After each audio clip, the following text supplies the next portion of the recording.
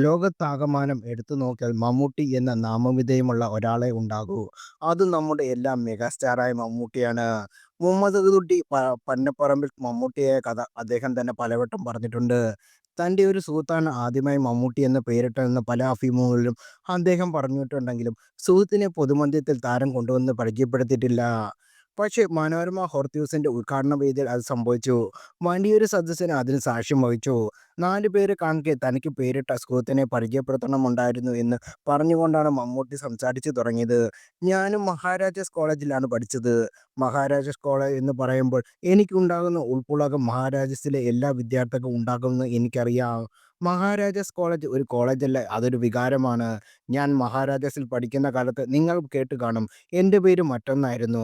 മുഹമ്മദ് കുട്ടി എന്ന പേര് വളരെ അപരിചിതമായിട്ടാണ് എനിക്കന്ന് തോന്നിയത്. അതുകൊണ്ട് പരിചയമില്ലാത്ത കുട്ടികൾക്ക് പേര് ചോദിക്കുമ്പോൾ ഒമർ ഷെരീഫ് എന്നാണ് ഞാൻ പറഞ്ഞിരുന്നത്.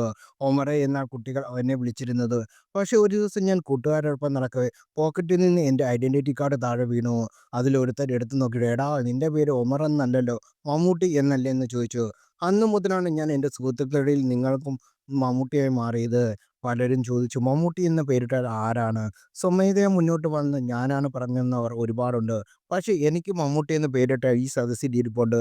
അദ്ദേഹത്തിൻ്റെ പേര് ശശിധരൻ എന്നാണ്. നിങ്ങൾ കാണാൻ വേണ്ടി പുള്ളിയെ ഞാൻ സ്റ്റേജിലേക്ക് വിളിക്കുന്നു. എടവനക്കാട് വീടാണ്. മമ്മൂട്ടിയുടെ ക്ഷണം സ്വീകരിച്ച് ശശിധരൻ വേദിയിലേക്ക് എത്തി പ്രിയ സുഹൃത്തിൻ്റെ തോളിൽ ചേർന്ന് നിന്നു. പലരും പേരിട്ടും താനാണെന്ന് അവകാശപ്പെട്ടുകൊണ്ട് പല പത്രങ്ങളിലും എഴുതുകയും ചെയ്തിട്ടുണ്ട്. പക്ഷെ അവരാരുമല്ല, എഴമനക്കാടുള്ള ശശിധരനാണ് എനിക്ക് മമ്മൂട്ടി എന്ന് പേരിട്ടത്. ആ പേര് വരാനുള്ള കാരണക്കാരൻ പലരും എന്നോട് ചോദിച്ചിട്ടുണ്ട്. ഇയാളെ ഞാൻ ഒളിപ്പിച്ചു വച്ചിരിക്കുകയായിരുന്നു, പുറത്തുവിടാതെ ഒരു സർപ്രൈസ്. 4 പേര് കാൺകെ ഇദ്ദേഹത്തെ പരിചയപ്പെടുത്തണമെന്ന് എനിക്ക് വലിയ ആഗ്രഹമുണ്ടായിരുന്നു.